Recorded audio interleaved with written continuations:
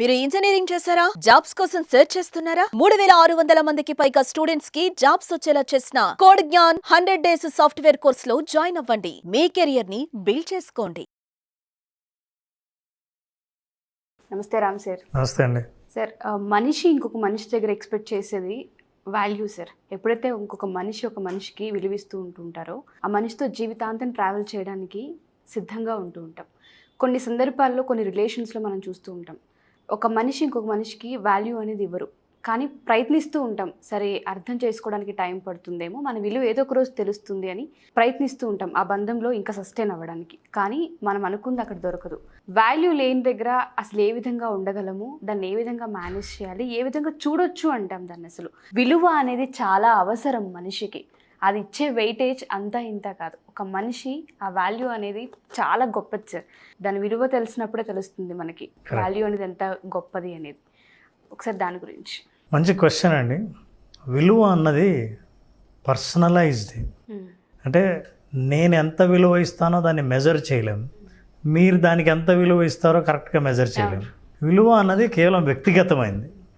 నిజమే, మీరు అన్నట్టు ఎక్కడైనా సరే ఏ సంబంధాల్లో అయినా మనం కంటిన్యూ కొనసాగాలంటే వాళ్ళు ఇస్తున్న విలువ, మనం అనుకుంటున్న విలువ, వాళ్ళు ఇస్తున్న విలువ ఒకటే అయితే ఆ విలువను మనం గౌరవిస్తాం, వాళ్ళు మనకు విలువ ఇస్తున్నారని మనం ఫీల్ అవుతాం. ఎగ్జాక్ట్లీ. సో విలువ లేని చోట మనం డెఫినెట్గా ఉండము. అసలు అవతల వాళ్ళు ఉండాలని అనుకోకపోవడం, లేదా మనం కూడా ఉండకూడదని అనుకోవడమో జరుగుతుంది. విలువ కోసం మనం ఎప్పుడైనా ప్రయత్నిస్తుంటాం. మనిషి జీవితంలో మనిషి సాధించాలనుకున్నది డబ్బు కాకుండా ఇతరుల దగ్గర నుంచి ఒక గౌరవం, ఒక ఆదరణ, విలువ. అయితే మనం ఇది కొత్తగా కూడా చూడొచ్చు. అంటే నేను వెళ్తే నాకు విలువ ఇవ్వట్లేదండి, నేను మాట్లాడినా నా మాటకు విలువ లేదండి, నా అభిప్రాయానికి విలువ లేదండి అని. అయితే విలువ లేకపోవడం ఒకటైతే, రెండోది మనం చూడాల్సిందంటే ఎందుకు విలువ లేదు అని ఆలోచిస్తే, జనరల్గా ఎవరైనా మాట్లాడిన వ్యక్తి, అభిప్రాయం వ్యక్తం చేసిన వ్యక్తి, నా అభిప్రాయం చాలా వాల్యుబుల్ అండి, అయినా వాళ్ళు విలువ ఇవ్వలేదని అనుకుంటాం. ఒక్కోసారి స్థలానికి కూడా, అంటే ప్లేస్కి కూడా మనకు అందరికీ ఫేస్ వాల్యూ ఉంది, బట్ మనకు ప్లేస్ వాల్యూ తెలియదు. ఫేస్ వాల్యూతో పాటు place value is also very important. For example, నేను మీ ఇంటికి వచ్చాను అనుకోండి, నేను ఒక గ్లాస్ నీళ్ళు అడగాలి. ఎంత అవుతుందండి మీ ఇంట్లో?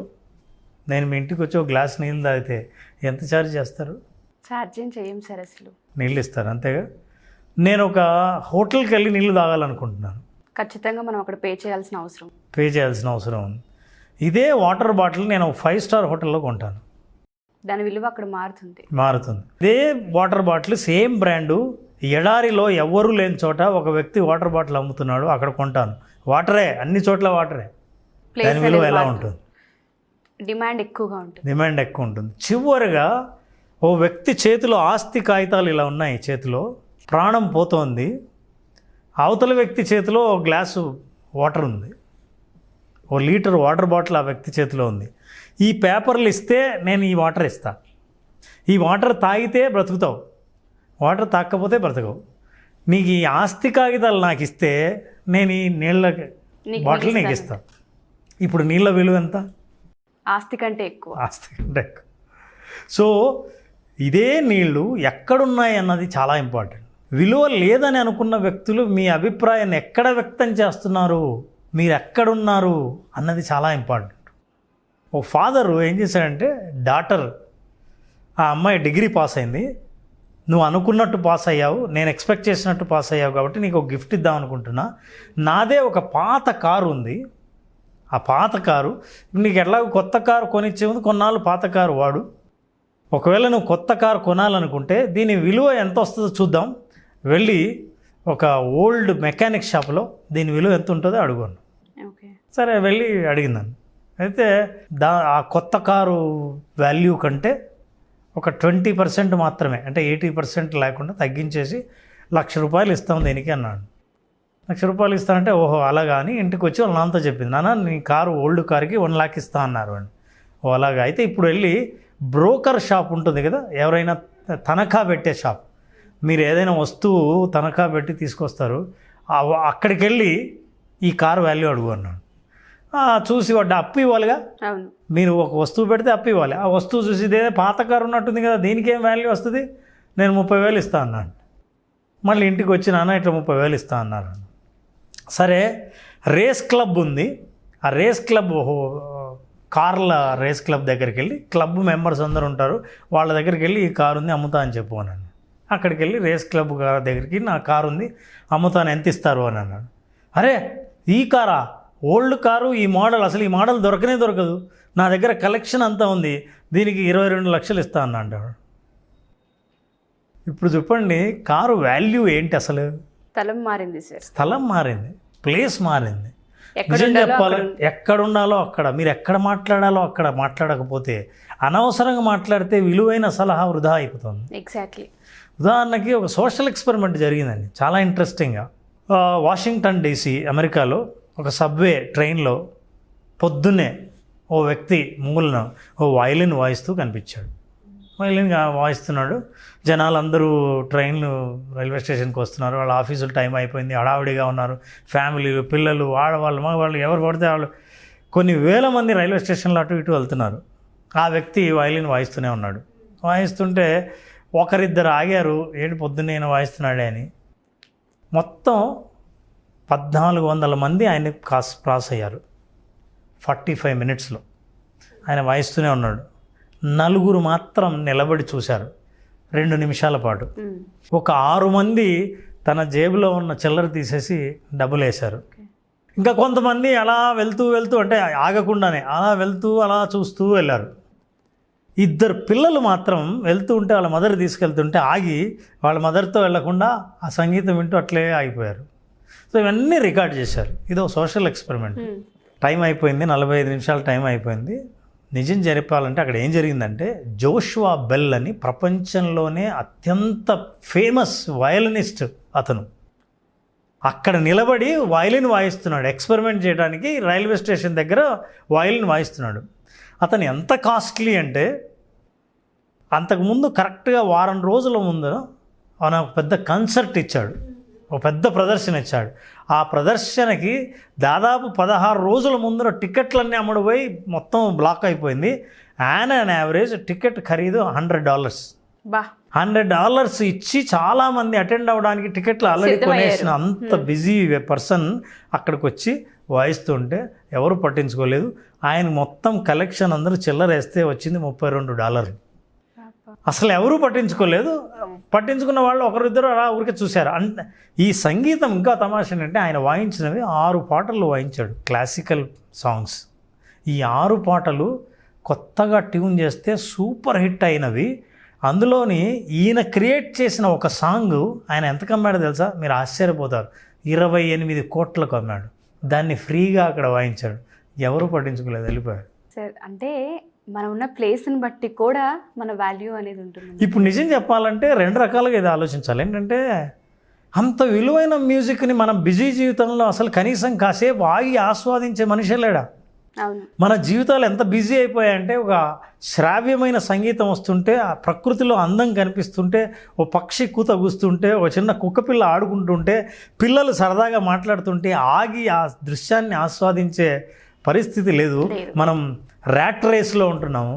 ఇంత గొప్ప సంగీత విద్వాంసుడు వాయిస్తుంటేనే మీరు గమనించే పరిస్థితి లేదే. జీవితంలో ఇట్లాంటి ఎన్ని విలువైన విషయాలు మీరు మిస్ అవుతున్నారో అన్నది ఒక యాంగిల్ అయితే, అంత గొప్ప వ్యక్తి వెళ్ళి ఆడిటోరియంలో వాయిస్తే చాలామంది టికెట్ల కోసం బ్లాక్లో కూడా కొని వెళ్ళి చూసిన వ్యక్తులు ఉచితంగా రైల్వే స్టేషన్లో ఒక చోట మూల వాయిస్తుంటే అతను ఎవరో అడుక్కునే తినే వ్యక్తి అని పట్టించుకోలేదు. సంగీతం బాగున్నా సరే అడుక్కునే వాళ్ళు బాగానే వాయిస్తారు కదా. ఊరికే వచ్చింది కదా సార్, దానికి వాల్యూ లేదు. So values depends on the place. మీరు ఎవరితో మాట్లాడుతున్నారు, ఎక్కడ మాట్లాడుతున్నారు అనేది చాలా ఇంపార్టెంట్. ఇది తెలియకుండా మీ దగ్గర మాట ఉంది కదా అని మీరు మాట్లాడడం మొదలు పెడితే, విలువ ఇవ్వకపోతే ఇవ్వని వాళ్ళని ఏమనడానికి లేదు. మీరు ఎక్కడ ఉన్నారో ఆ ప్లేస్ని మీరు మార్చాల్సిన అవసరం లేదు, మీకు తెలియాల్సిన అవసరం ఉంది. Is it only face value or place value is also there అని. ఇంకో సోషల్ ఎక్స్పెరిమెంట్ జరిగింది చాలా ఇంట్రెస్టింగ్గా. ఒక 6 ఏళ్ళ ఆర్టిస్ట్ని, చిన్న అమ్మాయి సినిమాల్లో నటిస్తూ ఉంటుంది. ఆ అమ్మాయికి ఏం చేశారంటే, రోడ్డు మధ్యలో అందంగా డ్రెస్ చేశారు, చాలా రిచ్ డ్రెస్సింగ్ చేసి అమ్మాయి రోడ్డు మధ్యలో నిలబెట్టి ఒక్కదాన్ని ఊరికి ఇట్లా నిలబడమన్నారు. మేము మళ్ళీ వచ్చేదాకా నువ్వు ఏం మాట్లాడకూడదు, ఊరికి అలాగే ఉండండి. అటు ఇటు రోడ్డు మీద వెళ్ళే వాళ్ళందరూ, ఏ పాప ఎవరు నువ్వు, నీ పేరేం పేరు, ఏంటి ఇలా ఉన్నావు, మీ అమ్మ నాన్న ఎక్కడ, తప్పిపోయావా అని అందరూ పలకరించడం మొదలుపెట్టారు. ఇంకా కొంతమంది వాళ్ళు తింటున్న స్నాక్స్ ఆఫర్ చేశారు, తింటావా అని. ఓకే. సరే ఆ అమ్మాయి వద్దు వద్దు, నా పేరు అన్నానో, ఆ అమ్మాయి పేరు అన్నానో అని, షీఈ్ మిడిల్ ఈస్ట్ ఆర్టిస్ట్, చిన్న పాప.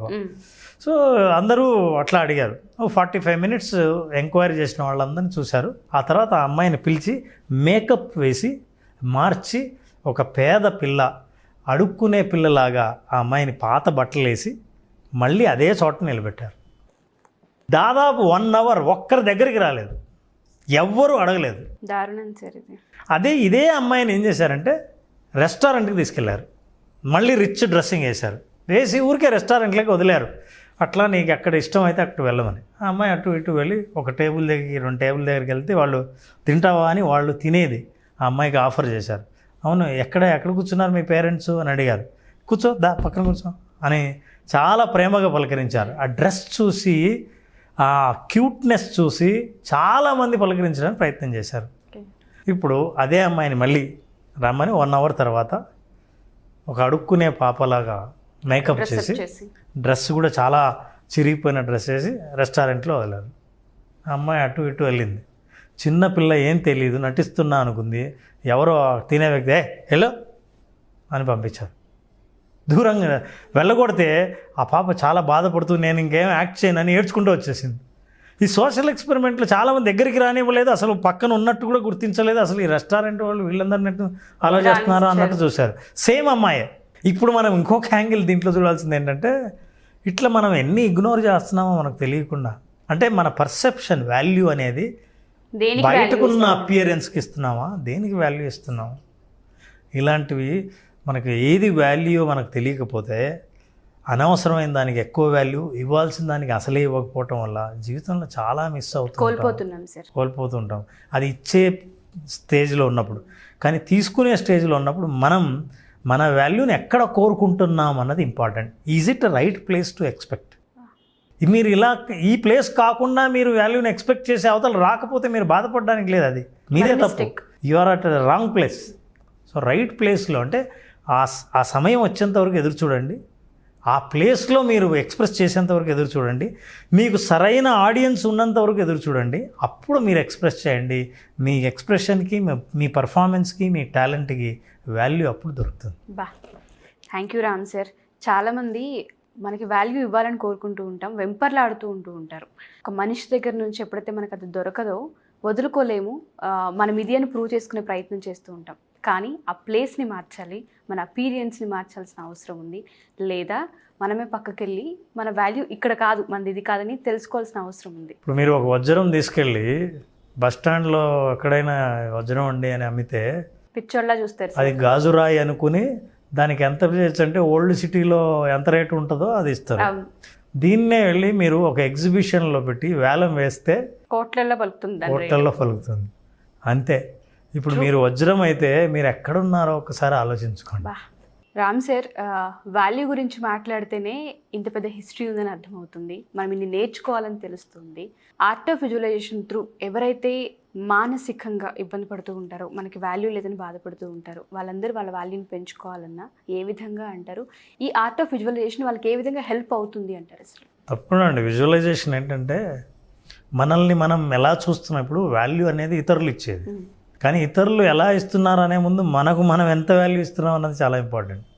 It is not how others see you, how you see yourself is very important. So మనకి మనం ఎలా చూసుకుంటాం అన్నది, అలా చూసుకోవాలంటే మీ రియల్ సెల్ఫ్ ఏంటో మీకు తెలియాలంటే విజువలైజేషన్ ద్వారా మీరు అర్థం చేసుకోవచ్చు. Okay done sir. అంటే డేట్, టైమింగ్స్ ఒకసారి. ఈ విజువలైజేషన్ని మనం 14వ తేదీ, మే 14వ తేదీన ఆన్లైన్, ఆఫ్లైన్ ఒకేసారి ఒక రోజంతా మార్నింగ్ టు ఈవినింగ్ మనం వర్క్షాప్ కండక్ట్ చేస్తున్నాం. Okay. It is an experiential workshop. So ఈ వర్క్షాప్లో వాళ్ళకి చాలాసార్లు ఈ విజువలైజేషన్ ఎలా చేసుకోవాలి, అందులో ఉన్న టెక్నిక్స్ ఏంటి, దానివల్ల ఎట్లాంటి ప్రయోజనం పొందొద్దు, వాళ్ళ ఎక్స్పీరియన్స్ వాళ్ళు అయ్యే విధంగా మనం we are conducting workshop. Anybody is interested can register. Thank you, sir. Thank you so much. Thank you very much.